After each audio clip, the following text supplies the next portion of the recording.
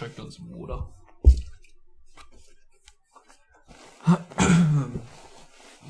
Okay.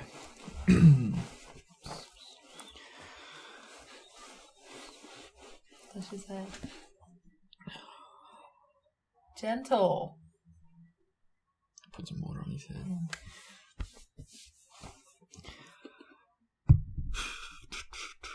Okay. Okay. The Rise of You-Know-Who. That's the name. Chapter 16 and 17 today, double chapter. We're gonna finish the book. Yep. I'm excited. Yes, and hello.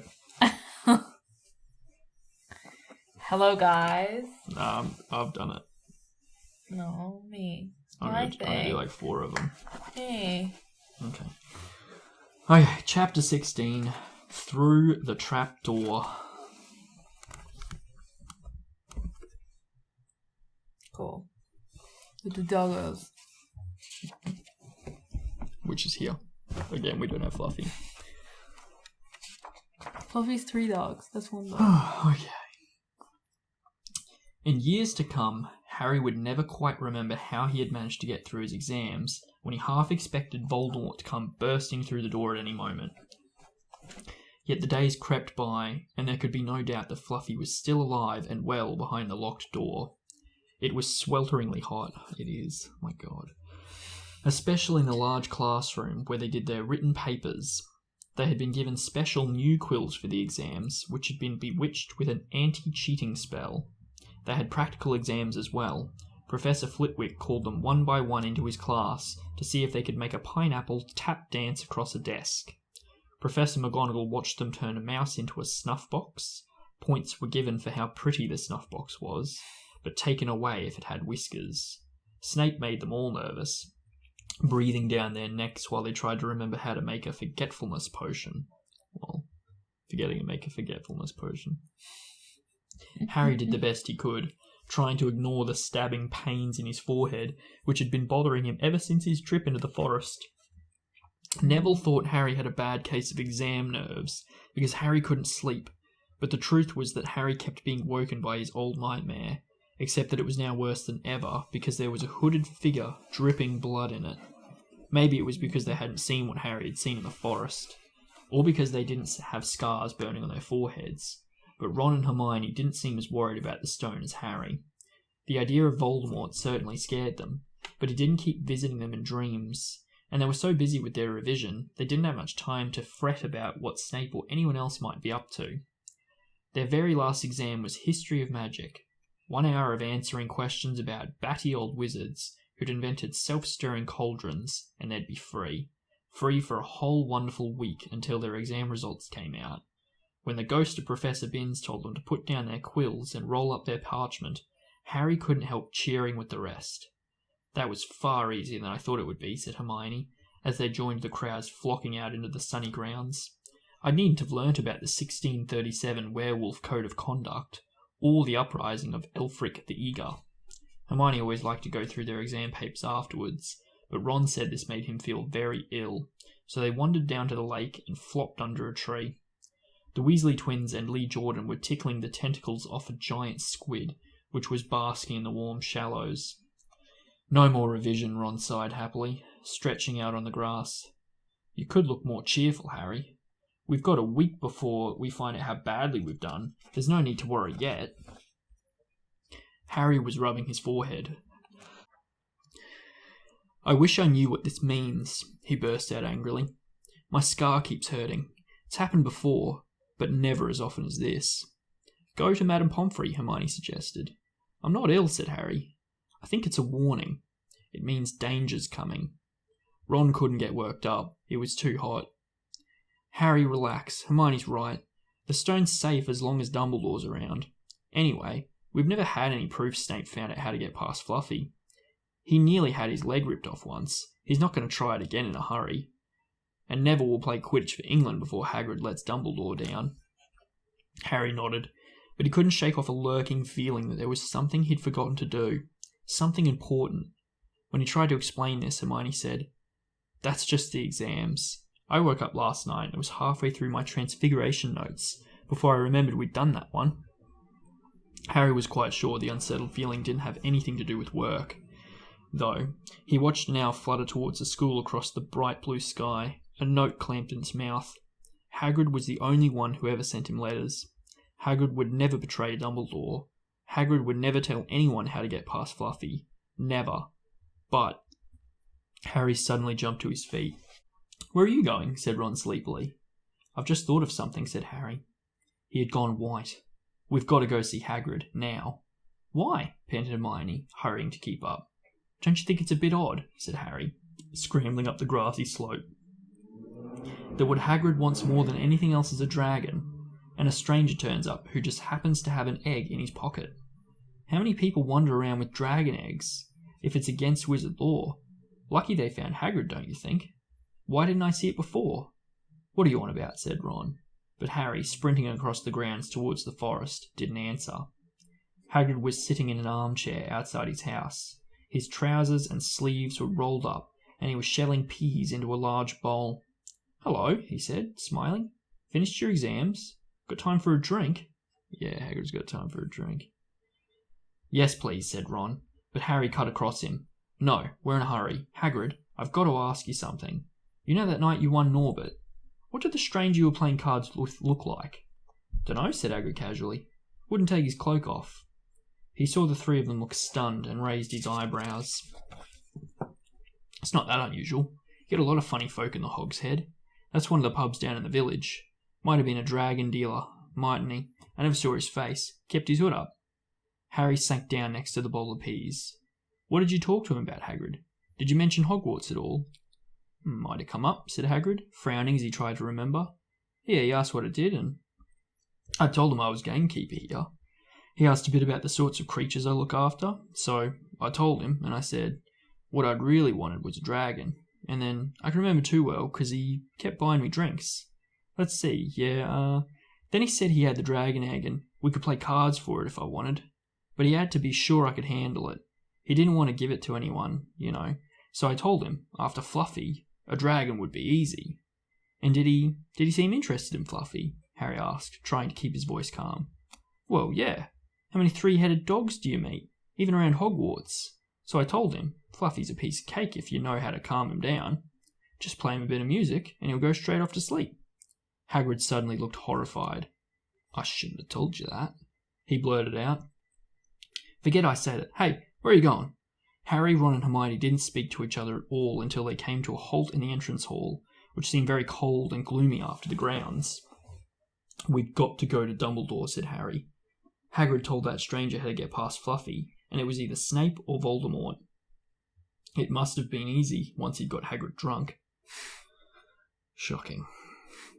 "I just hope Dumbledore believes us. Friends might help us back up if Bane doesn't stop him. Where's Dumbledore's office?" They looked around, as if hoping to see a sign pointing them in the right direction. They had never been told where Dumbledore lived, nor did they know anyone who had been sent to see him. "We'll just have to," Harry began, but a voice suddenly rang across the hall. "What are you three doing inside?" It was Professor McGonagall, carrying a large pile of books. "We want to see Professor Dumbledore," said Hermione, rather bravely, Harry and Ron thought. "You see, Professor Dumbledore," Professor McGonagall repeated, as though this was a very fishy thing to want to do. "Why?" Harry swallowed. "Now what?" "It's sort of a secret," he said, but he wished at once he hadn't, because Professor McGonagall's nostrils flared. "Professor Dumbledore left 10 minutes ago," she said coldly. "He received an urgent owl from the Ministry of Magic and flew off for London at once." "He's gone?" said Harry frantically. "Now?" "Professor Dumbledore is a very great wizard, Potter. He has many demands on his time, but this is important. Something you have to say is more important than a Minister of Magic, Potter." "Look," said Harry, throwing caution to the winds. "Professor, it's about the Philosopher's Stone." Whatever Professor McGonagall had expected, it wasn't that. The books she was carrying tumbled out of her arms, but she didn't pick them up. How do you know?" she spluttered. "Professor, I think I know that someone's going to try and steal the stone. I've got to talk to Professor Dumbledore." She eyed him with a mixture of shock and suspicion. "Professor Dumbledore will be back tomorrow," she said finally. I don't know how you found out about the stone, but rest assured, no one can possibly steal it. It's too well protected. But Professor, Potter, I know what I'm talking about, she said shortly. She bent down and gathered up the fallen books. I suggest you all go back outside and enjoy the sunshine. But they didn't. It's tonight, said Harry, once he was sure Professor McGonagall was out of earshot. Snape's going through that trapdoor tonight. He's found out everything he needs. And now he's got Dumbledore out of the way. He sent that note. I bet the Ministry of Magic will get a real shock when Dumbledore turns up. But what can we? Hermione gasped. Harry and Ron wheeled around. Snape was standing there. Good afternoon, he said smoothly. They stared at him. You shouldn't be inside on a day like this, he said, with an odd, twisted smile. We were, Harry began, without any idea what he was going to say. You want to be more careful, said Snape. Hanging around like this. People will think you're up to something. And Gryffindor really can't afford to lose any more points, can they? Harry flushed. They turned to go back outside, but Snape called them back. Be warned, Potter. Any more nighttime wanderings, and I will personally make sure you are expelled. Good day to you. He strode off in the direction of the staff room. Out on the stone steps, Harry turned to the others. Right, here's what we've got to do, he whispered urgently. One of us has got to keep an eye on Snape. Wait outside the staff room and follow him if he leaves it. Hermione, you'd better do that. Why me? Well, it's obvious, said Ron. You can pretend to be waiting for Professor Flitwick. You know, he put on a high voice. Oh, Professor Flitwick, I'm so worried. I think I got question 14 wrong. Oh, shut up, said Hermione, but she agreed to go and watch out for Snape. And we'd better stay outside the third-floor corridor, Harry told Ron. Come on. But that part of the plan didn't work. No sooner had they reached the door separating Fluffy from the rest of the school than Professor McGonagall turned up again, and this time, I suppose you think you're harder to get past than a pack of enchantments, she stormed. Enough of this nonsense. If I hear you've come anywhere near here again, I'll take another 50 points from Gryffindor. Yes, Weasley, from my own house. Harry and Ron went back to the common room. Harry had just said, at least Hermione's on Snape's tail, when the portrait of the fat lady swung open and Hermione came in. I'm sorry, Harry, she wailed. Snape came out and asked me what I was doing. So I said I was waiting for Flitwick. And Snape went to get him. And I've only just got away. I don't know where Snape went. Well, that's it then, isn't it? Harry said. The other two stared at him. He was pale and his eyes were glittering. I'm going out of here tonight, and I'm going to try and get the stone first. You're mad, said Ron. You can't, said Hermione. After what McGonagall and Snape have said, you'll be expelled. So what? Harry shouted. Don't you understand? If Snape gets a hold of that stone, Voldemort's coming back. Haven't you heard what it was like when he was trying to take over? There won't be any Hogwarts to get expelled from. He'll flatten it, or turn it into a school for the dark arts. Losing points doesn't matter anymore. Can't you see? Do you think he'll leave you and your family alone if Gryffindor win the House Cup? If I get caught before I can get to the stone, well, I'll have to go back to the Dursleys and wait for Voldemort to find me there. It's only dying a bit later than I would have done, because, well, I'm never going to go to the dark side. I'm going through that trapdoor tonight, and nothing you two say is going to stop me. Voldemort killed my parents, remember? The old dead parents card. He glared at them. You're right, Harry, said Hermione in a small voice.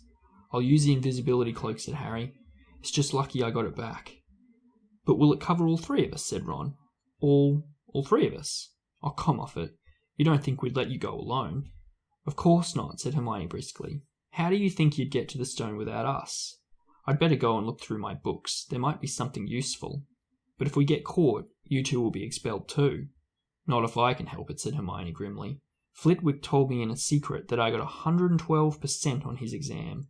They're not throwing me out after that. After dinner, the three of them sat nervously apart in the common room. Nobody bothered them. None of the Gryffindors had anything to say to Harry anymore, after all. This was the first night he hadn't been upset by it. Hermione was skimming through all her notes, hoping to come across one of the enchantments they were about to try and break. Harry and Ron didn't talk much. Both of them were thinking about what they were about to do. Slowly the room emptied as people drifted off to bed. Better get the cloak, Ron muttered. As Lee Jordan finally left, stretching and yawning, Harry ran upstairs to the dark dormitory. He pulled out the cloak, and then his eyes fell on the flute Hagrid had given him for Christmas. He pocketed it to use on Fluffy. He didn't feel much like singing. We'll come back to when he says he pocketed it. It's a funny story. He ran back to the common room. We'd better put the cloak on here and make sure it covers all three of us. If Filch spots one of our feet wandering along on its own. What are you doing? Said a voice from the corner of the room. Neville appeared from behind an armchair, clutching Trevor the Toad, who looked as though he'd been making another bid for freedom. Nothing, Neville. Nothing, said Harry, hurriedly putting the cloak behind his back. Neville stared at their guilty faces. You're not going out again, he said. No, said Hermione. No, we're not. Why don't you go to bed, Neville? Harry looked at the grandfather clock by the door. They couldn't afford to waste any more time. Snape might even now be playing Fluffy to sleep. You can't go out, said Neville. You'll be caught again. Gryffindor will be in even more trouble. You don't understand, said Harry. This is important. But Neville was clearly steeling himself to do something desperate. I won't let you do it, he said, hurrying to stand in front of the portrait hole. Oh my god, Neville. I'll fight you. Neville, Ron exploded. Get away from that hole and don't be an idiot. Don't you call me an idiot, said Neville. I don't think you should be breaking any more rules. And you were the one who told me to stand up to people. Yes, but not us, said Ron in exasperation. Neville, you don't know what you're doing. He took a step forward, and Neville dropped Trevor the Toad, who leapt out of sight. Go on then, try and hit me, said Neville, raising his fists. I'm ready. Harry turned to Hermione. Do something, he said desperately. Hermione stepped forward. Neville, she said, I'm really, really sorry about this. She raised her wand. Petrificus totalis, she cried, pointing it at Neville. It's a picture of her doing him in.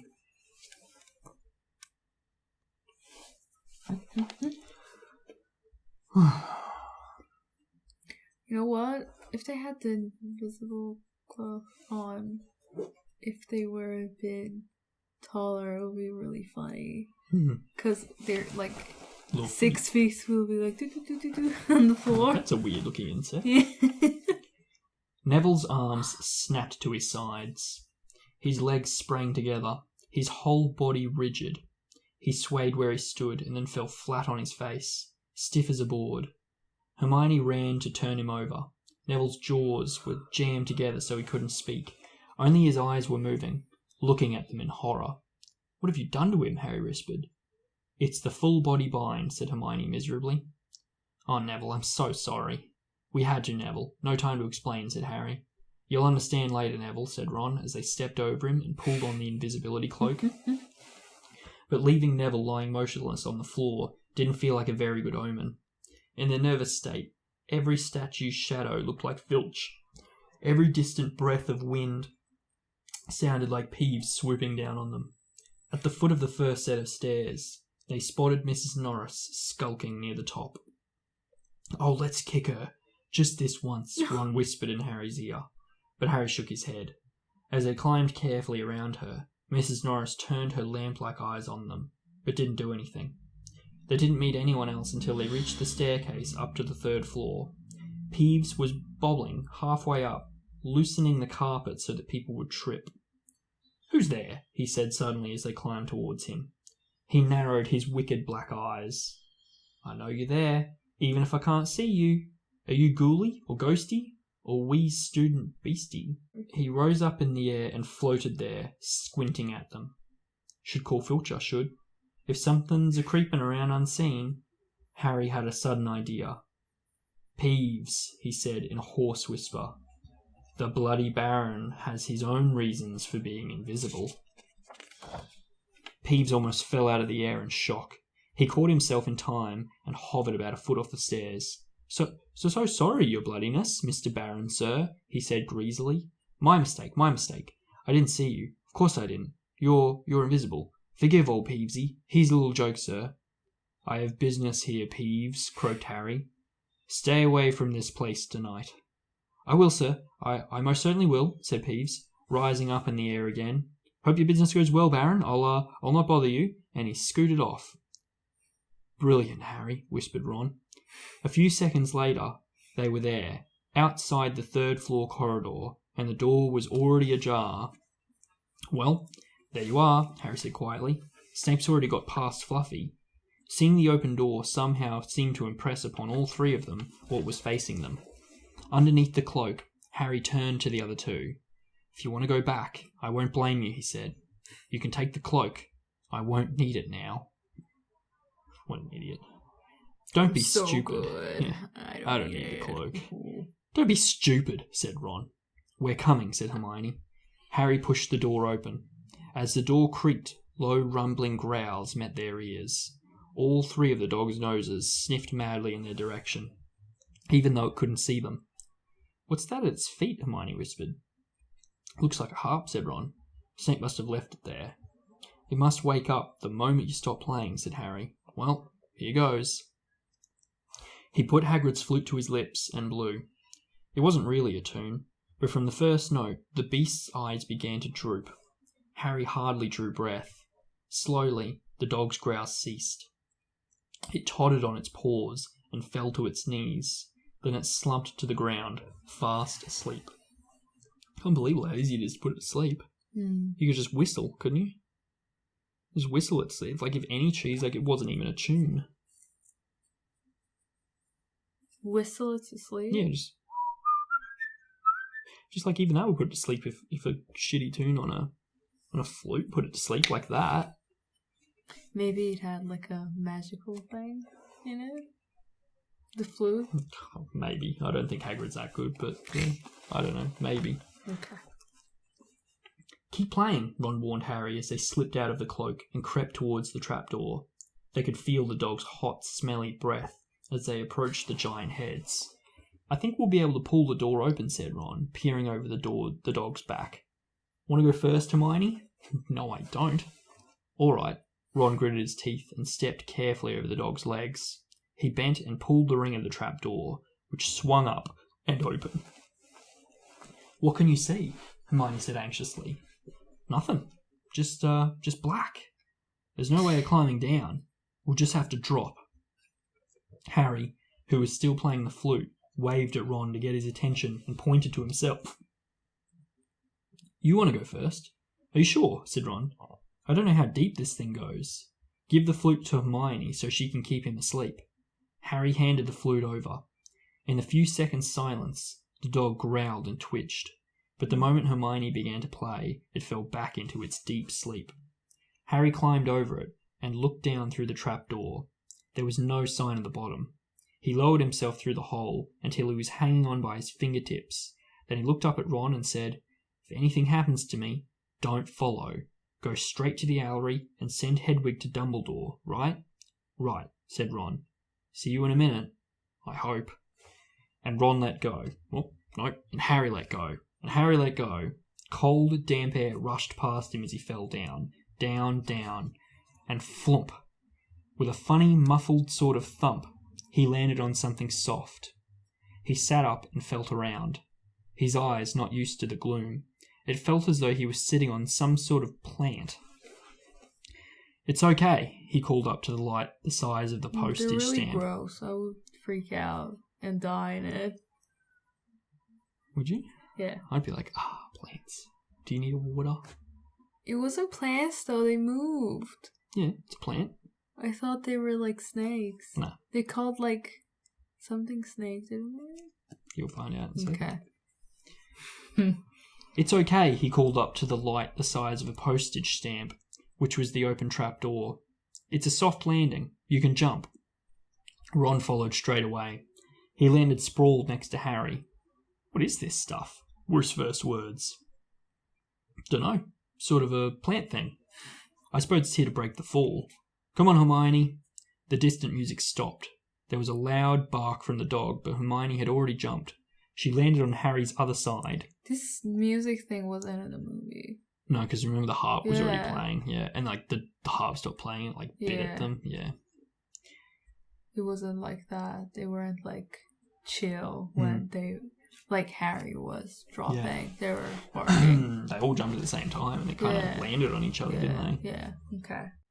She landed on Harry's other side. We must be miles under the school, she said. Look at this plant things here, really, said Ron. Lucky, shrieked Hermione. Look at you both. She leapt up and struggled towards a damp wall. She had to struggle because the moment she had landed, the plant had started to twist snake-like tendrils around her ankles. As for Harry and Ron, their legs had already been bound tightly in long creepers without their noticing. Hermione had managed to free herself before the plant got a firm grip on her. Now she watched in horror as the two boys fought to pull the plant off them. Was she not giving instructions? But the more they strained against it, the tighter and faster the plant wound around them. Stop moving, Hermione ordered them. I know what this is. It's Devil's Snare. Oh, snare. I thought it's Devil Snake. Okay. Oh, I'm so glad we know what it's called. That's a great help, snarled Ron, leaning back, trying to stop the plant curling around his neck. Shut up, I'm trying to remember how to kill it, said Hermione.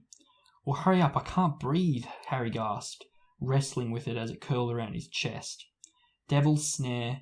What did Professor Sprout say? It likes the dark and the damp. So light a fire, Harry choked. Yes, of course, but there's no wood, Hermione cried, wringing her hands. Have you gone mad? Ron bellowed. Are you a witch or not? Oh, right, said Hermione, and she whipped out her wand, waved it, muttered something, and sent a jet of the same bluebell flames she had used on Snape's at the plant. In a matter of seconds, the two boys felt it loosening its grips as it cringed away from the light and warmth. Wriggling and flailing, it unravelled itself from their bodies, and they were able to pull free. It was different in the movie because they got chill and they came down. She was just like, relax. Yeah, just relax, and they relax. Lucky you pay attention in herbology, Hermione, said Harry as he joined her by the wall, wiping sweat off his face. Yeah, said Ron. Lucky Harry doesn't lose his head in crisis. There's no wood, honestly. This way, said Harry, pointing down a stone passageway which was the only way on. That would have actually been funny if he was like, there's no wood, like, you're a witch. You don't need wood. All they could hear apart from their footsteps. I mean, her parents were muggles, so she's not that much used to it. It's a nice picture too of the next scene. I'll try my best to get a nice picture of that. This way, said Harry, pointing down a stone passageway which was the only way on. All they could hear apart from their footsteps was the gentle drip of water trickling down the walls. The passageway sloped downwards, and Harry was reminded of Gringotts. With an unpleasant jolt of the heart, he remembered the dragons said to be guarding vaults in the Wizard's Bank. If they met a dragon, a fully grown dragon, Norbert had been bad enough. Can you hear something? Ron whispered. Harry listened. A soft rustling and clinking seemed to be coming from up ahead. Do you think it's a ghost? I don't know. Sounds like wings to me. There's light ahead. I can see something moving. They reached the end of the passageway and saw before them a brilliantly lit chamber, its ceiling arching high above them. It was full of small, jewel-bright birds, fluttering and tumbling all around the room. On the opposite side of the chamber was a heavy wooden door. Do you think they'll attack us if we come through the room? Said Ron. Probably, said Harry. They don't look very vicious, but I suppose if they've all swooped at once, well, there's nothing for it. I'll run. He took a deep breath, covered his face with his arms, and sprinted across the room. He expected to feel sharp beaks and claws tearing at him any second, but nothing happened. He reached the door untouched.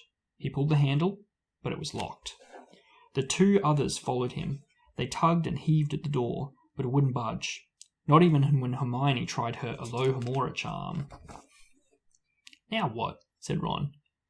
These birds, they can't just be here for decoration, said Hermione. They watched the birds soaring overhead, glittering. They're not birds, Harry said suddenly. They're keys. Winged keys. Look carefully. So that must mean... He looked around the chamber while the other two squinted up at the flock of keys. Yes, look, broomsticks. We've got to catch the key to the door. But there are hundreds of them. Ron examined the lock on the door.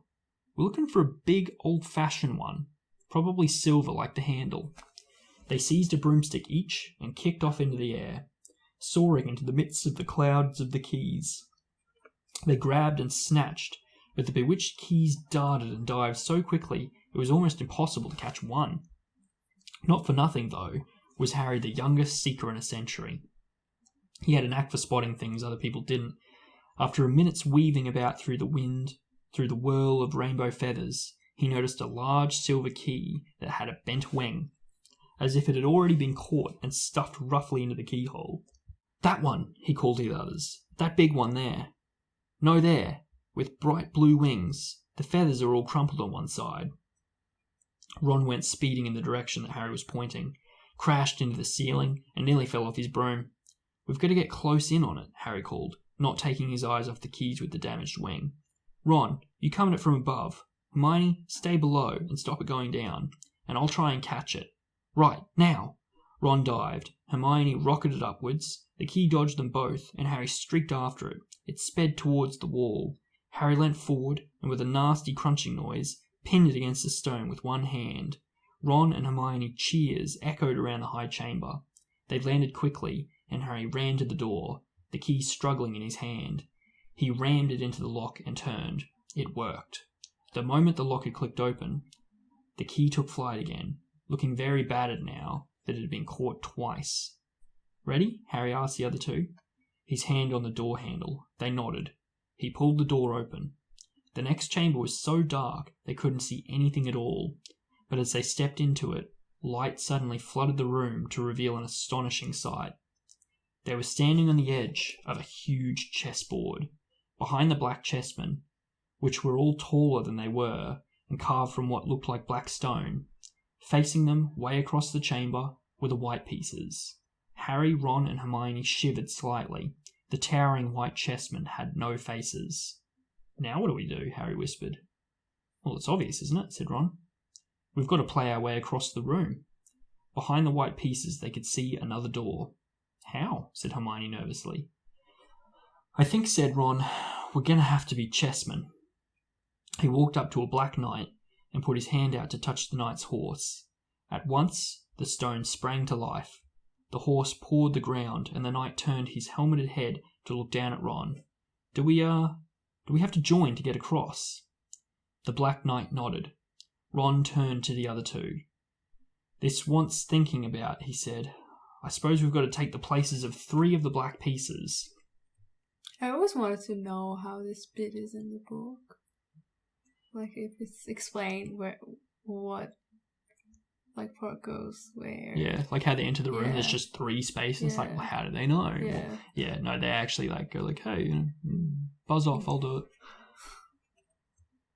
Harry and Hermione stayed quiet, watching Ron think. Finally, he said, Now don't be offended or anything, but neither of you are that good at chess. We're not offended, said Harry quickly. Just tell us what to do. Well, Harry, you take the place of that bishop. And Hermione, you go there instead of that castle. What about you? I'm going to be a knight, said Ron. The chessmen seemed to have been listening, because at these words, a knight, a bishop, and a castle turned their backs on the white pieces and walked off the board, leaving 3 empty squares, which Harry, Ron, and Hermione took. White always plays first in chess, said Ron, peering across the board. Yes, look.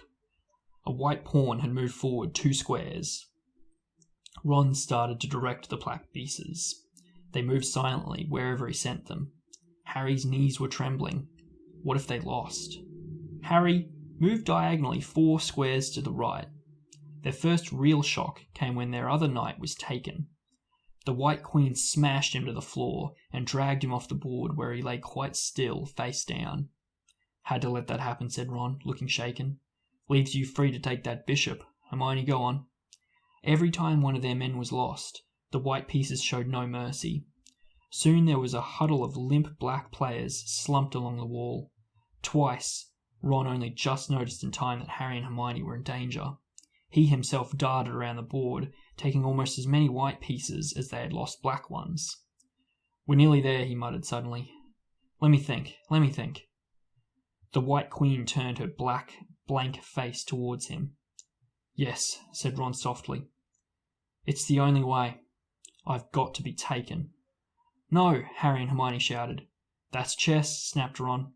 "You've got to make some sacrifices. You win some, you lose some. I'll make my move, and she'll take me. That leaves you free to checkmate the king, Harry." And there's a really nice, it's going to be difficult to show that. It's like a little... There's the 3. I like that. Yeah, I like 2. But, do you want to stop Snape or not? Ron, look, if you don't hurry up, he'll already have the stone. There was nothing else for it. "Ready?" Ron called, his face pale but determined. "Here I go. Now don't hang around once you've won." He stepped forward, and the White Queen pounced. She struck Ron hard around the head with her stone arm, and he crashed to the floor. Hermione screamed, but stayed on her square. The White Queen dragged Ron to one side. He looked as if he'd been knocked out. Shaking, Harry moved 3 spaces to the left. The White King took off his crown and threw it at Harry's feet. They had won. The chessmen parted and bowed, leaving the door ahead clear. With one last desperate look back at Ron, Harry and Hermione charged through the door and up the next passageway. "What if he'll be all right," said Harry, trying to convince himself. "What do you reckon's next?" "We've had sprouts. That was the devil's snare. Flitwick must have put charms on the keys. McGonagall transfigured the chessmen to make them alive. That leaves Quirrell's spell and Snape's." They'd reached another door. "All right," Harry whispered. "Go on." Harry pushed it open. A disgusting smell filled their nostrils, making both of them pull their robes up over their noses.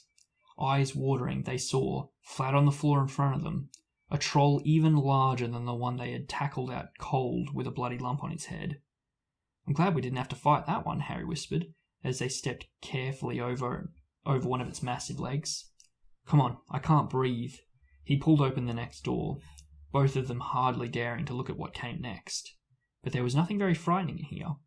Just a table, with 7 differently shaped bottles standing on it in a line. "Snape's," said Harry. "What do we have to do here?" They stepped over the threshold, and immediately a fire sprang up behind them in the doorway.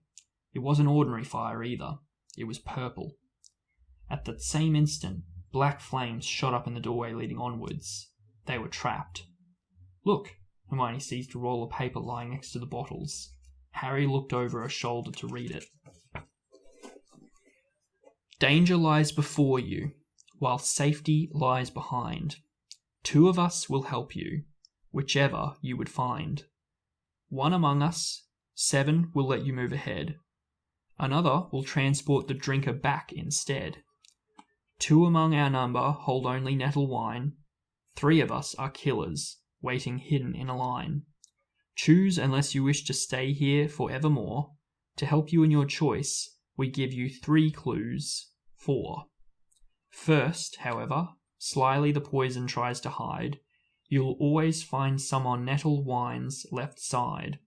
Second, different are those who stand at either end, but if you would move onwards, neither is your friend. Third, as you see clearly, all are different size. Neither dwarf nor giant holds the death in their insides. Fourth, the second left and the second on the right are twins once you taste them, though different at first sight." Hermione let out a great sigh, and Harry, amazed, saw that she was smiling, the very last thing he felt like doing. "Brilliant," said Hermione. "This isn't magic. It's logic. A puzzle. A lot of the greatest wizards haven't gotten an ounce of logic. They'd be stuck in here forever." "But so will we, won't we?" "Of course not," said Hermione.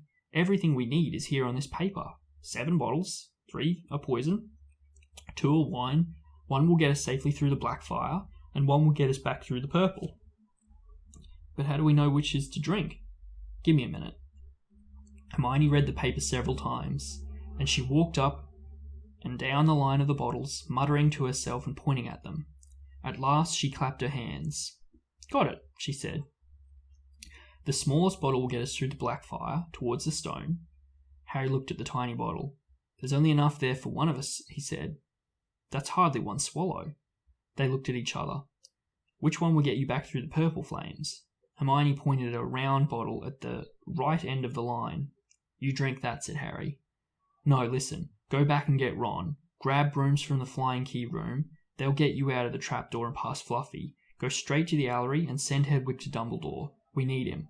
I might be able to hold Snape off for a while, but I'm no match for him, really," I'll say. "But Harry, what if you know who's with him?" "Well, I was lucky once, wasn't I?" said Harry, pointing at his scar. "I might get lucky again." Hermione's lip trembled, and she suddenly dashed at Harry and threw her arms around him. There's a lovely picture of that too. That's sweet. "Hermione, Harry, you're a great wizard, you know." "I'm not as good as you," said Harry, very embarrassed, as she let go of him. "Me," said Hermione. "Books and cleverness. There are more important things. Friendship and bravery and... Oh, Harry, be careful." "You drink first," said Harry. "You are sure which is which, aren't you?" "Positive," said Hermione. She took a long drink from the round bottle at the end and shuddered. "It's not poison," said Harry anxiously. "No, but it's like ice. Quick, go before it wears off." "Good luck. Take care. Go." Hermione turned and walked straight through the purple fire. Harry took a deep breath and picked up the smallest bottle. He turned to face the black flames. "Here I come," he said, and he drained the little bottle in one gulp. It was indeed as though ice was flooding his body. He put the bottle down and walked forward. He braced himself, saw the black flames licking his body, but couldn't feel them. For a moment he could see nothing but dark fire. Then he was on the other side, in the last chamber. There was someone already there, but it wasn't Snape. It wasn't even Voldemort. Alright, that's that chapter done. I feel like I have to read the next chapter until I talk. You got nothing to say? I do, but no. I really want to know. You want to know what happens? I know what happens, but in the book. I was getting into it, I was like, ooh. No, well, I've totally broken that flow now. Okay. What do you want to talk about? No, what did you like? What did you like? What was different? I think I talked about what was different throughout it. Yeah. There were a lot more extra trials. That's pretty much it. Yeah. Okay. All right. Well. Yeah, it was I don't remember the big thing dying. The troll. Sleeping. Yeah. Yep. Was it in the movie? No. Yeah. Yeah, that was it. There was only one thing that I said I would come back to, and that was the line about he pocketed it. Have I told you that story before? No. I remember you said something, but I don't remember what you said about it. If you talked about it. I'll come back to it at the end because it's a bit of a story. All right. Okay. I won't leave in suspense. I'll read chapter 17. Okay. Chapter 17. The Man with Two Faces.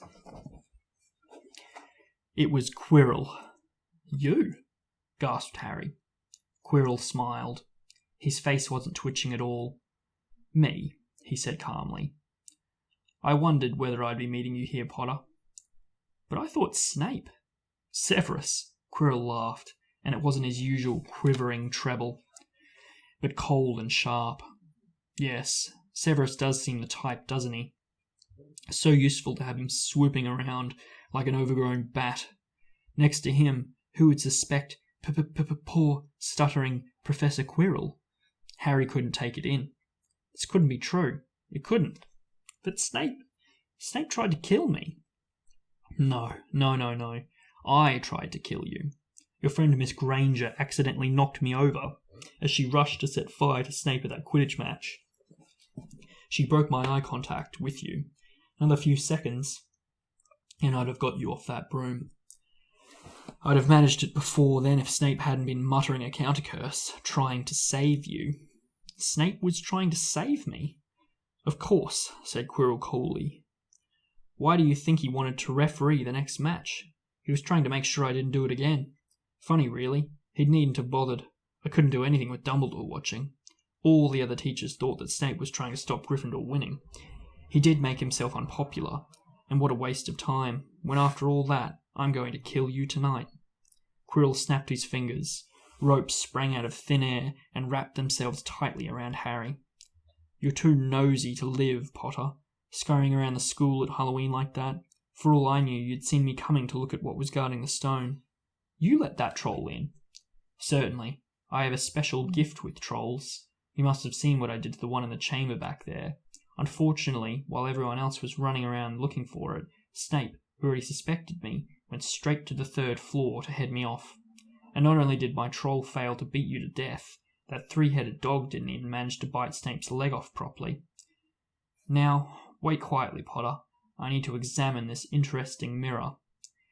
It was only then that Harry realised what was standing behind Quirrell. It was the mirror of Erised. This mirror is the key to finding the stone, Quirrell murmured, tapping his way around the frame. Trust Dumbledore to come up with something like this. But he's in London. I'll be far away by the time he gets back. All Harry could think of doing was to keep Quirrell talking and stop him concentrating on the mirror. I saw you and Snape in the forest, he blurted out. Yes, said Quirrell idly, walking around the mirror to look at the back. He was on me by that time, trying to find out how far I'd gotten. He'd suspected me all along, tried to frighten me, as though he could, when I had Lord Voldemort on my side. Quirrell came back out from behind the mirror and stared hungrily into it. I see the stone. I'm presenting it to my master. But where is it? Harry struggled against the ropes binding him, but they didn't give him. He had to keep Quirrell from giving his whole attention to the mirror. But Snape always seemed to hate me so much. Oh, he does, said Quirrell, casually. Heavens, yes. He was at Hogwarts with your father, didn't you know? They loathed each other. But he never wanted you dead. But I heard you a few days ago, sobbing. I thought Snape was threatening you. For the first time, a spasm of fear flitted across Quirrell's face. Sometimes, he said, I find it hard to follow my master's instructions. He is a great wizard, and I am weak. You mean he was there, in the classroom with you? Harry gasped. He is with me wherever I go, said Quirrell quietly. I met him when I travelled around the world. A foolish young man I was then, full of ridiculous ideas about good and evil. Lord Voldemort showed me how wrong I was. Can I say something bad? Yeah. And political about my country? Mm-hmm. Maybe our politicians have those shit on their head because they have a Voldemort behind their back. Oh my god! Maybe. I watched the movie so many times and now I think of it. Oof. That's it. That's why they're so bad. Voldemort. Okay. They're stupid, but they got a Voldemort behind their back. Blam. Okay, thank you. There is no good and evil. There is only power, and those too weak to seek it. Since then, I have served him faithfully, although I have let him down many times. He has had to be very hard on me. Quirrell shivered suddenly. He does not forgive mistakes easily. When I failed to steal the stone from Gringotts, he was most displeased. He punished me, decided he would have to keep a closer watch on me. Quirrell's voice tailed away. Harry was remembering his trip to Diagon Alley. How could he have been so stupid? He'd seen Quirrell there that very day, shaken hands with him in the leaky cauldron. Quirrell cursed under his breath. I don't understand. Is the stone inside the mirror? Should I break it? Harry's mind was racing. What I want more than anything else in the world at the moment, he thought, is to find the stone before Quirrell does. So if I look in the mirror, I should see myself finding it, which means I'll see where it's hidden. But how can I look without Quirrell realising what I'm up to? He tried to edge to the left, to get in front of the glass without Quirrell noticing, but the ropes around his ankles were too tight. He had to be like... Oh, I want to look how pretty I look in the mirror. Wait a second. Hair is good. Okay, now put your hand in the pocket. Okay, sorry. But the ropes around his ankles were too tight. He tripped and fell over. Quirrell ignored him. He was still talking to himself. What does this mirror do? How does it work? Help me, master. And to Harry's horror, a voice answered, and the voice seemed to come from Quirrell himself. Use the boy. Use the boy. Use the boy. Quirrell rounded on Harry. Yes, Potter, come here. He clapped his hands once, and the ropes binding Harry fell off. Harry got slowly to his feet. Come here, Quirrell repeated. Look in the mirror and tell me what you see. Harry walked towards him. I must lie, he thought desperately. I must look and lie about what I see, that's all. Quirrell moved close behind him. Harry breathed in the funny smell that seemed to come from Quirrell's turban. He closed his eyes, stepped in front of the mirror, and opened them again. He saw his reflection, pale and scared looking at first, but a moment later the reflection smiled at him. It put its hand into his pocket and pulled out a blood-red stone. It winked and put the stone back in its pocket. And as it did, Harry felt something heavy drop into his real pocket. Somehow, incredibly, he'd got the stone. Well, said Quirrell impatiently, what do you see? Harry screwed up his courage. I see myself shaking hands with Dumbledore, he invented. I've won the House Cup for Gryffindor. Quirrell cursed again. I like the lies. Yeah, like you could be like, yeah, you can see that. Like, yeah, you can swing the House Cup. Huh? Get out of the way, he said. As Harry moved aside, he felt the Philosopher's Stone against his leg. Dare he make a break for it? But he hadn't walked 5 paces before a high voice spoke, though Quirrell wasn't moving his lips. He lies. He lies. Potter, come back here, Quirrell shouted. Tell me the truth. What do you see? The high voice spoke again. Let me speak to him, face to face. Oh, no? Oh. Okay. Cool.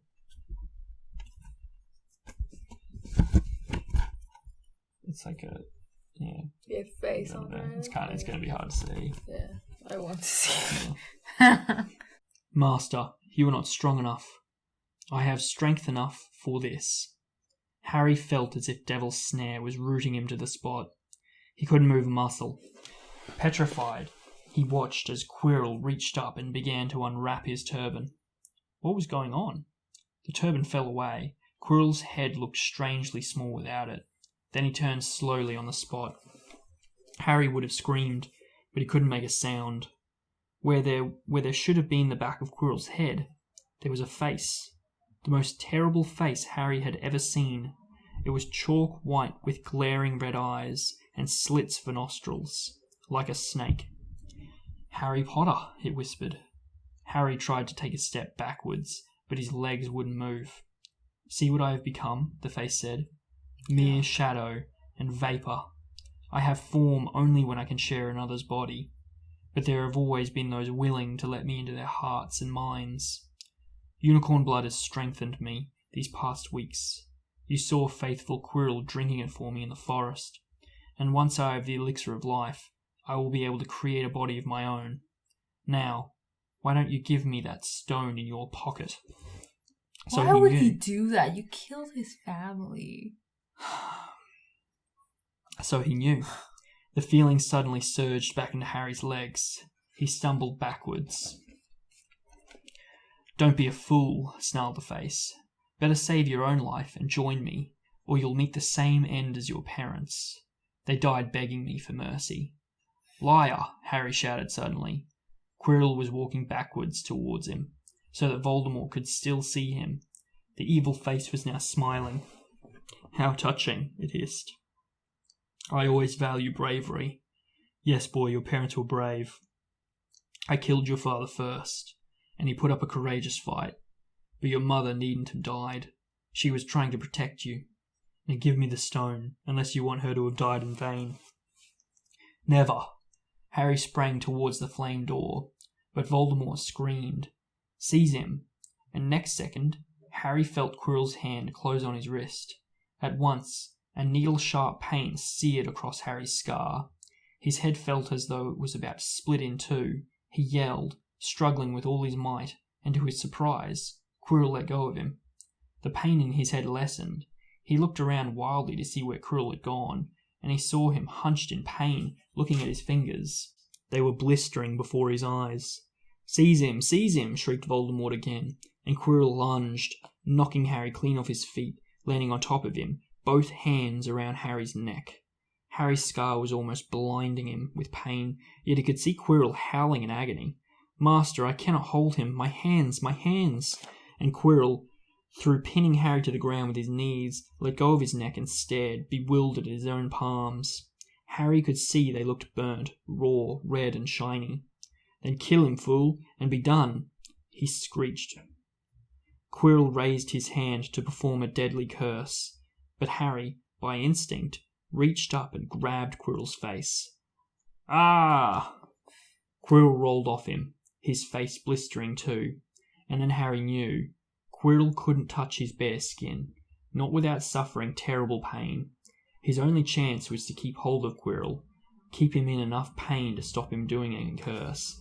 Also, Quirrell raised his hand to perform a deadly curse. He was going to do the killing curse, Vada Kedavra, without a wand. Pretty impressive, actually. How? Do you have like Dumbledore. Explanation about that? No, I've actually never noticed that before. Like, Dumbledore can do wandless magic. Like, really powerful wizards can do wandless magic, but Quirrell must be better than people think. I want to go to Hogwarts. Me too. Okay. Quirrell couldn't touch his bare skin, not without suffering terrible pain. His only chance was to keep hold of Quirrell, keep him in enough pain to stop him doing a curse. Harry jumped to his feet, caught Quirrell by the arm, and hung on as tight as he could. Quirrell screamed and tried to throw Harry off. The pain in Harry's head was building. He couldn't see. He could only hear Quirrell's terrible shrieks and Voldemort's yells of, "Kill him! Kill him!" and other voices, maybe in Harry's own head, crying, "Harry! Harry!" He felt Quirrell's arm wrenched from his grasp, knew all was lost, and fell into blackness. Down, down, down. Something gold was glinting just above him. The snitch. He tried to catch it, but his arms were too heavy. He blinked. It wasn't the snitch at all. It was a pair of glasses. How strange. He blinked again. The smiling face of Albus Dumbledore swam into view above him. "Good afternoon, Harry," said Dumbledore. Harry stared at him. Then he remembered. "Sir! The stone! It was Quirrell! He's got the stone! Quick, sir!" "Calm yourself, dear boy. You are a little behind the times," said Dumbledore. "Quirrell does not have the stone." "Then who does, sir? Harry, please relax, or Madame Pomfrey will have me thrown out." Harry swallowed and looked around him. He realised he must be in the hospital wing. He was lying in a bed with white linen sheets, and next to him was a table piled high with what looked like half the sweet shop. "Tokens from your friends and admirers," said Dumbledore, beaming. "What happened down in the dungeons between you and Professor Quirrell is a complete secret. So, naturally, the whole school knows. I believe your friends, Mrs. Fred and George Weasley, were responsible for trying to send you a lavatory seat. No doubt they thought it would amuse you. Madame Pomfrey, however, felt it might not be very hygienic, and confiscated it. How long have I been in here?" 3 days. Mr. Ronald Weasley and Miss Granger will be most relieved you have come around. They've been extremely worried." Nice picture. "But sir, the stone. I see you are not to be distracted. Very well. The stone. Professor Quirrell did not manage to take it from you. I arrived in time to prevent that, although you were doing very well on your own, I must say. You got there. You got Hermione's owl. We must have crossed in mid-air. No sooner had I reached London than it became clear to me that the place I should be was here. I arrived just in time to pull Quirrell off of you. It was you? I feared I might be too late. You nearly were. I couldn't have kept him off the stone much longer. Not the stone, boy. The effort involved nearly killed you. For one terrible moment there, I was afraid it had. As for the stone, it has been destroyed. Destroyed? Said Harry blankly. But your friend, Nicholas Flamel. Oh, you know about Nicholas, said Dumbledore, sounding quite delighted. You did do the thing properly, didn't you? Well, Nicholas and I have had a little chat, and agreed it's all for the best. But that means he and his wife will die, won't they? They have enough elixir stored to set their affairs in order, and then, yes, they will die. Dumbledore smiled at the look of amazement on Harry's face. To one as young as you, I'm sure it seems incredible. But to Nicholas and Perenelle, it really is like going to bed after a very, very long day. After all, to the well-organized mind, death is but the next great adventure, you know. The stone was really not such a wonderful thing. As much money and life as you could want. The two things most human beings would choose above all. The trouble is, humans do have a knack of choosing precisely those things which are worst for them. Harry lay there, lost for words. Dumbledore hummed a little and smiled at the ceiling. Sir, said Harry, I've been thinking. Sir, even if the stone's gone, you know who. Call him Voldemort, Harry. Always use the proper name for things. Fear of a name increases fear of the thing itself. Yes, sir. Well, Voldemort's going to try other ways of coming back, isn't he? He hasn't gone, has he? No, Harry, he has not. He is still out there somewhere, perhaps looking for another body to share. Not being truly alive, he cannot be killed. He left Quirrell to die. He shows just as little mercy to his followers as his enemies. Nevertheless, Harry, while you may only have delayed his return to power, it will merely take someone else who is prepared to fight what seems a losing battle next time. And if he is delayed again and again, well, why, he may never return to power. Harry nodded, but stopped quickly, because it made his head hurt. Then he said, Sir, there are some other things I'd like to know, if you can tell me. Things I want to know the truth about. The truth, Dumbledore sighed.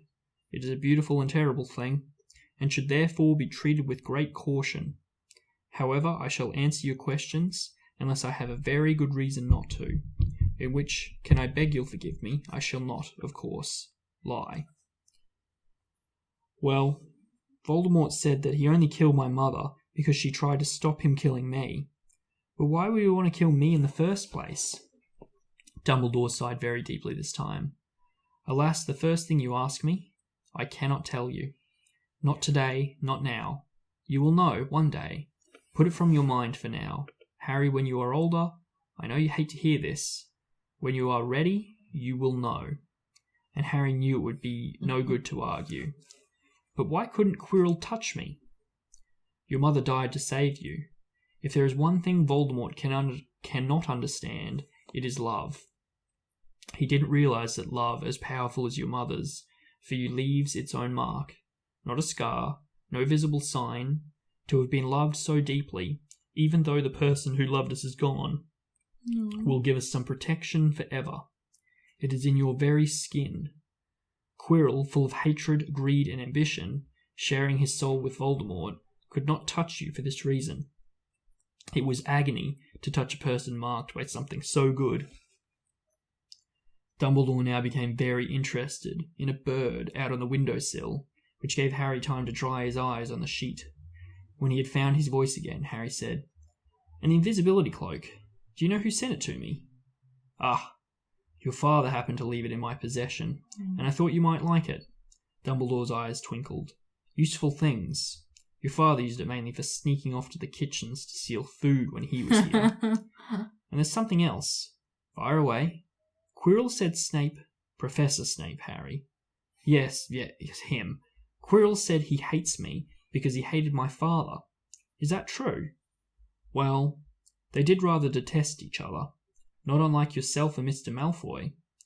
And then your father did something Snape could never forgive. What? He saved his life. What? Yes, said Dumbledore dreamily. Funny, the way people's minds work, isn't it? Professor Snape couldn't bear being in your father's debt. I do believe he worked so hard to protect you this year because he felt that would make him and your father quits. Then he could go back to hating your father's memory in peace. No. Harry tried to understand this, but it made his head pound, so he stopped. And sir, there's one more thing. Just the one. How did I get the stone out of the mirror? Ah, now I'm glad you asked me that. It was one of my more brilliant ideas, and between you and me, that's saying something. You see, only one who wanted to find the stone, find it, but not use it, would be able to get it. Otherwise, they'd just see themselves making gold or drinking elixir of life. My brain surprises even me sometimes. Now, enough questions. I suggest you make a start on these sweets. Bertie Bott's every flavour beans.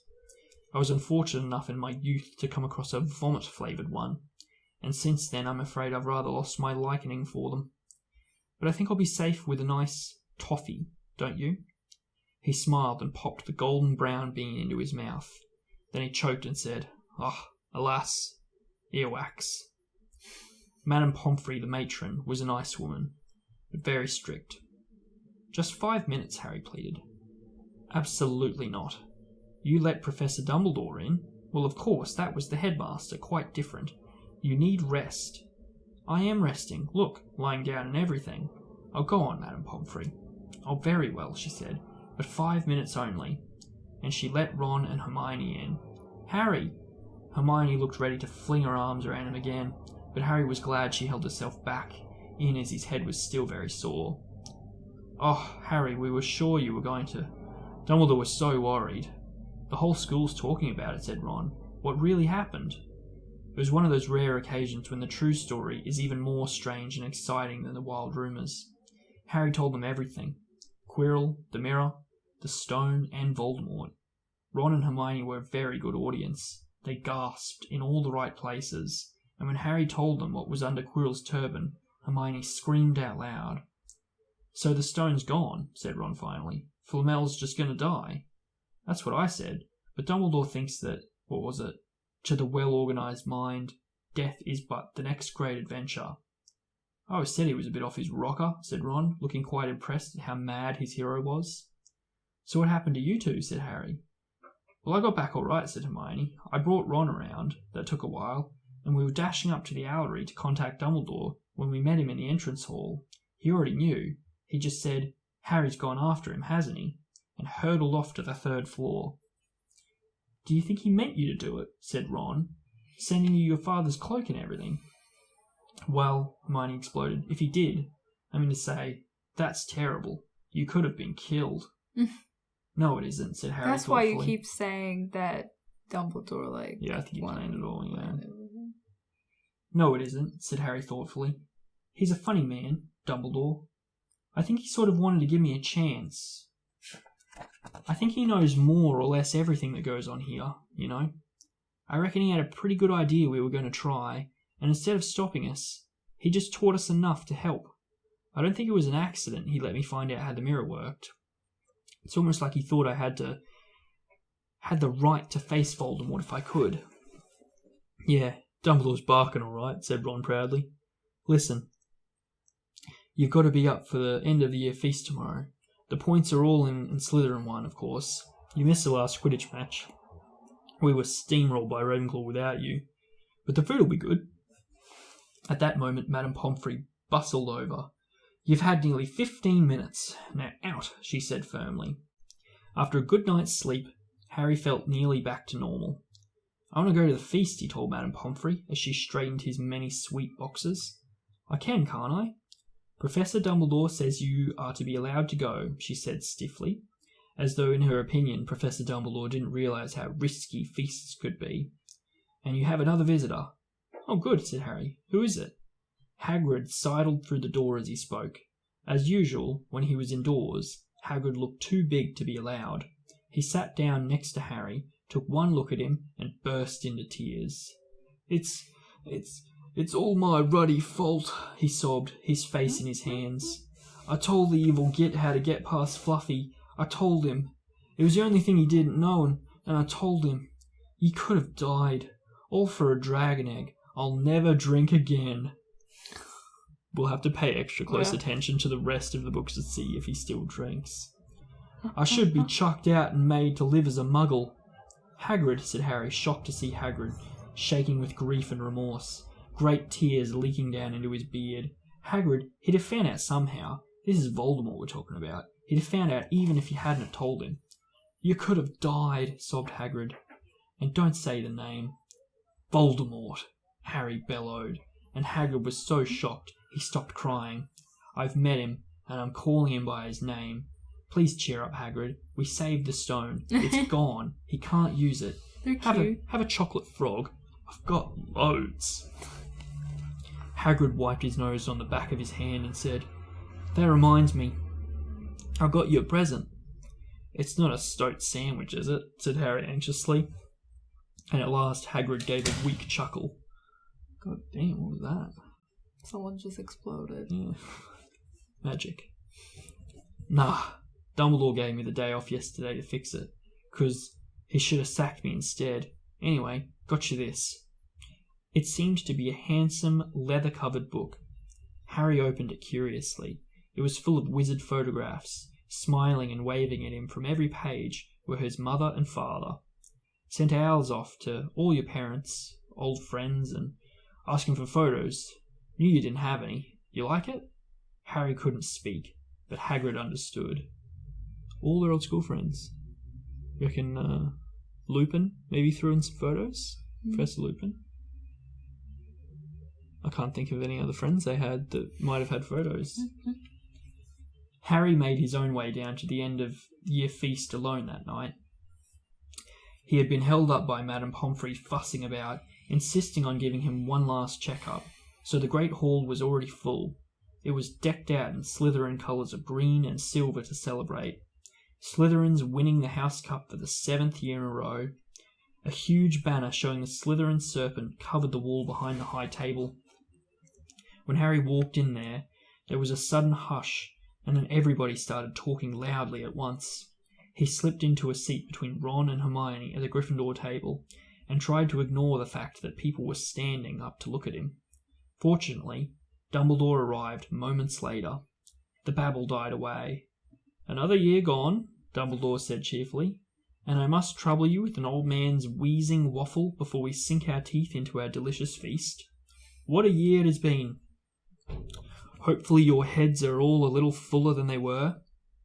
You have the whole summer ahead to get them nice and empty before next year starts. Now, as I understand it, the House Cup here needs awarding, and the points stand thus. In 4th place, Gryffindor, with 312 points. In 3rd, Hufflepuff, with 352. Ravenclaw have 426. And Slytherin, 472. A storm of cheering and stamping broke out from the Slytherin table. Harry could see Draco Malfoy banging his goblet on the table. It was a sickening sight. Yes, well done, Slytherin, said Dumbledore. Chill, Slytherin. Yeah. You good change. However, recent events must be taken into account. 10 million points to Gryffindor. Take that, Slytherin. The room went very still. The Slytherin's smiles faded a little. Said Dumbledore. I have a few last-minute points to dish out. Let me see. Yes, first, to Mr. Ronald Weasley. Ron went purple in the face. He looked like a radish with bad sunburn. For the best played game of chess Hogwarts has seen in many years, I award Gryffindor House 50 points. Gryffindor cheers nearly raised the bewitched ceiling. The stars overhead seemed to quiver. Percy could be heard telling the other prefects, My brother, you know, my youngest brother, got past McGonagall's giant chess set. At last there was silence again. Second, to Miss Hermione Granger, for the use of cool logic in the face of fire, I award Gryffindor House 50 points. Hermione buried her face in her arms. Harry strongly suspected she had burst into tears.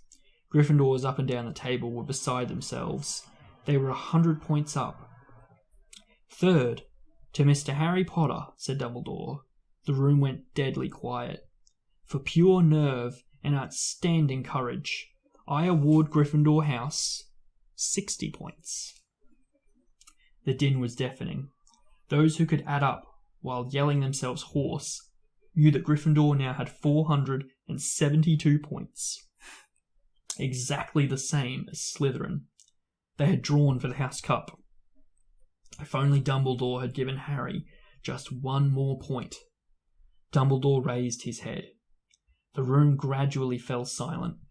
There are all kinds of courage, said Dumbledore, smiling. It takes a great deal of bravery to stand up to our enemies, but just as much to stand up to our friends. I therefore award 10 points to Mr. Neville Longbottom. Someone standing outside the Great Hall might well have thought some sort of explosion had taken place. So loud was the noise that erupted from the Gryffindor table. Harry, Ron, and Hermione stood up to yell and cheer as Neville, white with shock, disappeared under a pile of people hugging him. He had never won so much as a point for Gryffindor before. Harry, still cheering, nudged Ron in the ribs and pointed at Malfoy, who couldn't have looked more stunned and horrified. Can I say something? Yeah. The others as well was like, Gryffindor and Slytherin are the same, they're taught. Let me just give a bit to someone that will never actually get anything. He's probably bad at math, and he was like, "That should be enough." And then he turned around and went, I was like, "Wasn't it enough?" It wasn't. Okay. Damn, I hate Slytherin. 1,000,000 points off Slytherin because I just don't like you guys. He really is a jerk. Imagine if you were just like a normal student in Slytherin and you'd actually worked really hard that semester and you hadn't lost any points, and you know, it's not like everybody in Slytherin's and then like Malfoy. Neville gets 10 points out of nowhere. Neville, you tried to pick a fight with your cohort.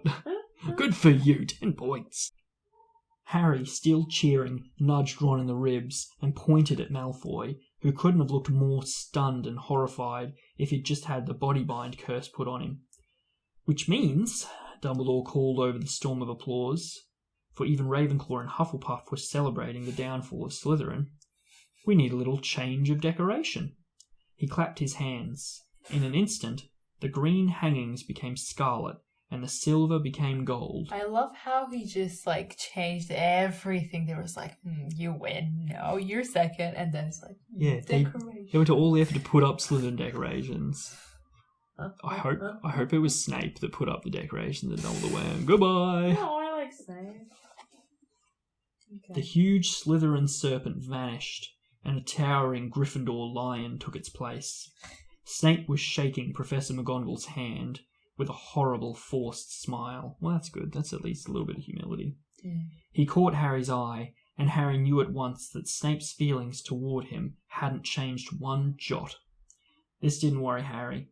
It seemed as though life would be back to normal next year, or as normal as it ever was at Hogwarts. It was the best evening of Harry's life.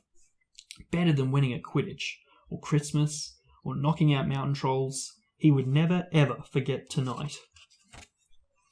There's a really nice photo. Beautiful.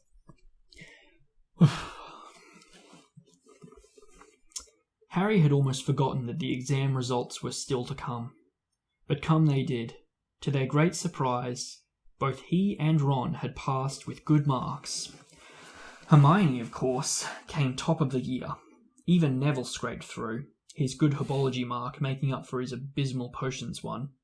They had hoped that Goyle, who was almost as stupid as he was mean, might be thrown out. But he had passed too. It was a shame, but as Ron said, you couldn't have everything in life.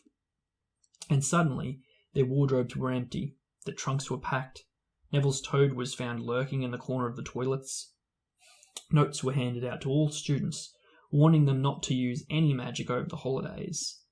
I always hope they'll forget to give us these, said Fred Weasley sadly.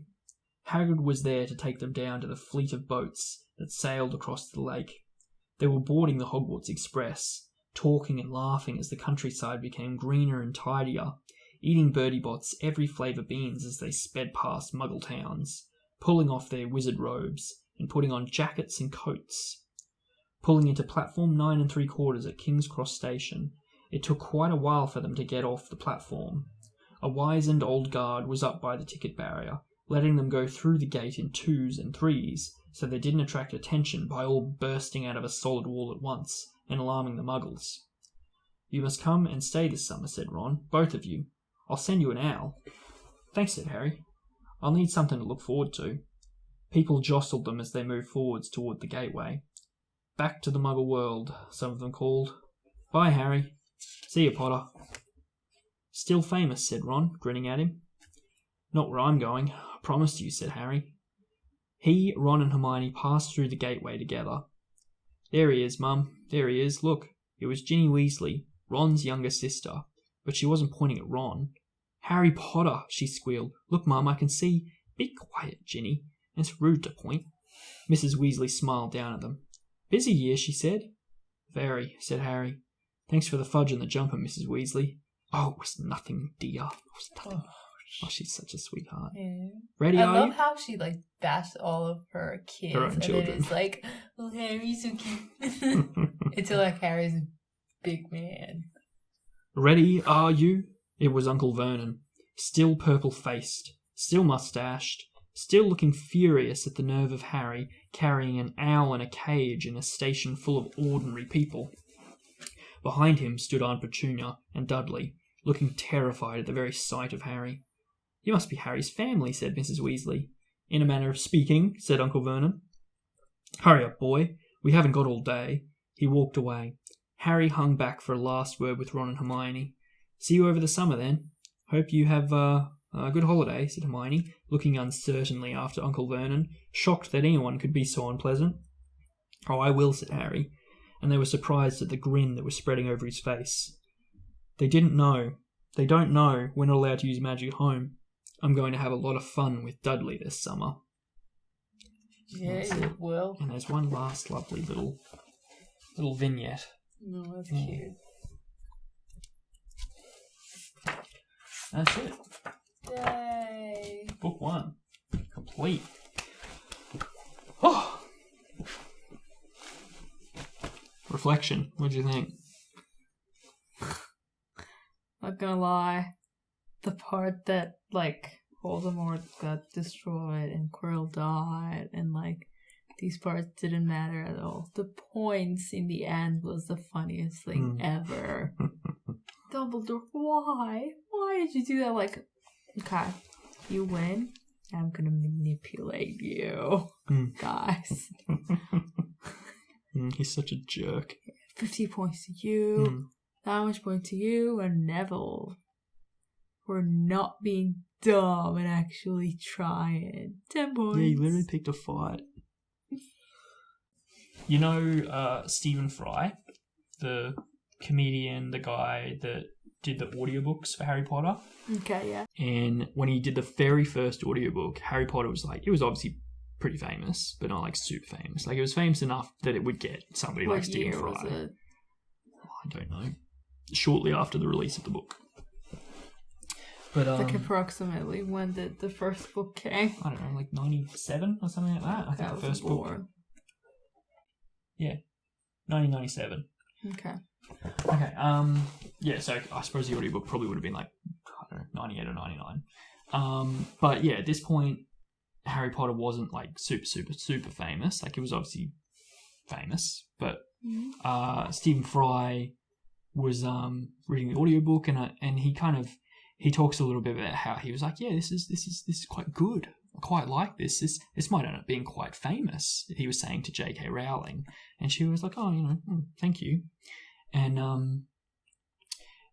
at the time he was doing the audiobook, and it's quite common for audiobooks for them to kind of abridge the text. So like they'll like take out chunks, or if there's bits in it that aren't quite clear and concise to read aloud, they'll like change the text a little bit. And it's a really common thing to do with audiobooks. And Stephen Fry, who'd done like heaps of audiobooks in his time, was like, oh, would it be possible for us to abridge certain bits of the book, just for clarity? And, to just shorten it, make it a little bit more punchy. And J.K. Rowling was apparently really adamant that the book was to stay exactly as it was written, because her idea was that if there were kids kind of like reading along while the audiobook was playing, she thought it would be really, really annoying if it just suddenly jumped and they'd lose their place, and so they couldn't read along. Yeah. Which makes sense because it's a kid's book. And yeah, they might want that. Yeah. I mean, I can imagine my oldest brother, who was like a big reader, he probably would have done stuff like he would have read along, although it probably would have been too slow for him and he probably would end up reading ahead. But basically, Stephen Fry was like, yeah, okay, yeah, cool, all right. And so he started reading the book, and he got to one point in the book that he couldn't quite say. He couldn't say, Harry Potter pocketed it. Like, he couldn't say it quickly, Harry Potter pocketed it. It's quite hard to say. I can say it because I've said it a million times before, because I've Harry told the story Potter before. pocketed it. Harry Potter pocketed it. Harry Potter pocketed it. Yeah, so Stephen Fry couldn't say that really quickly while he was reading the book. Yeah. And so he called up J.K. Rowling and he said, Now I know that you wanted it to be exactly as it's written in the book, but could we change just that one line to Harry Potter put it in his pocket? And she went, no, we can't. And he was like, why not? She's like, nope, it's got to be exactly the same. And in an interview with Graham Norton, the video I'll show you after this. Can I say something and you can cut it? Please cut it. Yeah. I think Harry Potter put it in his pocket is better than pocketed it. Yeah, it is, yeah. Like, come on, girl, you're a writer. Yeah. What's pocketed it? You're not from another country. But, okay, cut. But yeah, apparently they had not like an argument, but like a little disagreement. And because Stephen Fry is like he's a comedian, but he's like an intellectual comedian. He's, really smart. He probably had a slight way of speaking to her that might have been construed as condescending. Like, he talked down to her like, I'm Stephen Fry, you're a, 2-bit author, you're not going to be ever as famous as me, we should change it. This is in his own way. Like, he admitted that he was maybe a little bit rude. And then when the book really took off, it was huge, and she kept writing more and more, and Stephen Fry, they brought Stephen Fry on to do all the consecutive books. She had written into every single book the line, Harry Potter pocketed it. So that every time Stephen Fry would read another Harry Potter book, he would have to say that line and stumble over it. In which part? It's just in every single book, that one line. It is in every single book? Yeah, we read it before. I know it's in this book. It's going to be in every single book we read. What else is he going to pocket? I don't know. She works it in somehow. And so every time Stephen Fry reads that bit, it's like a little reminder that hey, remember that time you doubted my writing ability? Well, take that. Now you have to, I think it's her way of saying, you spoke, condescendingly towards me, and you can't even read properly. Harry Potter pocketed it. It's not that hard to say. But yeah, he just couldn't say those words in that order really quickly, in a nice good narration. Yeah. I thought he only pocketed it in the first book because he had to pocket stone. I know in the the Deathly rest? Hallows he puts the stone, the Hallow. Okay. In Goblet of Fire, maybe he pockets Gillyweed or something. Half-Blood Prince, the Felix Felicis potion. I'm just guessing. This isn't definite. Don't guess. But yeah, in every book, he'll pocket something. Okay. And it'll be written in there. And so every time we get to a book and I'll read it, I'll be like, oh, remember that story? Did I tell you that? And you'll be like, yes. Yes, you told me that. Okay, cool. But anything about the actual book? What? Is there any? No, I said it. Yeah. It was good. I liked it. I'm happy. Okay, yeah. It's done. Good shift. Yeah. Yeah. We have to either wait for Mina Lima to do the second book. Mina Lima, please. Which will probably take gonna cut this bit of the video so I can put it on my art page, and please say, please, immediately, please make the second one. I'll do the drawings. I'd be ugly. But I want your book so I look good in my bookshelf as well. Realistically, though, we're going to buy just another nice copy. Of what? Of The Chamber of Secrets. What? It's the only one I don't have a copy for. No, you're not going to get that. You have one. For The Chamber of Secrets.